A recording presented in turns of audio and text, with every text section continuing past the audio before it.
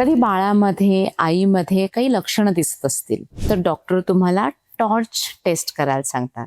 टॉर्चमध्ये असतं काय? टी म्हणजे टॉक्सोप्लाझ्मोसिस, ओ म्हणजे अदर्स, आर म्हणजे रुबेला, सी म्हणजे सायटोमेगॅलो, एच म्हणजे हर्पीस. तर ही काही इन्फेक्शन नसतात. ही जर प्रेग्नन्सीमध्ये झाली तर बाळामध्ये काही कॉम्प्लिकेशन्स निर्माण होऊ शकतात.